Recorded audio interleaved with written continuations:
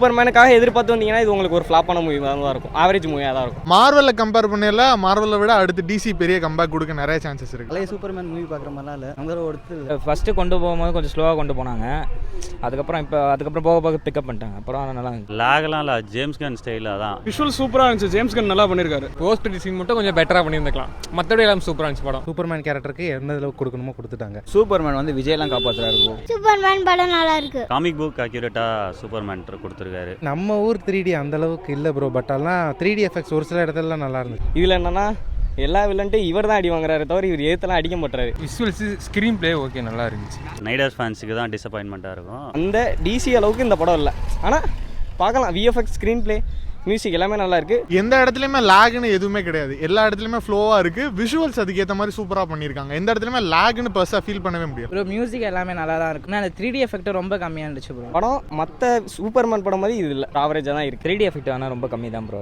Visuals wise ரொம்ப சூப்பராக பண்ணியிருக்காங்க.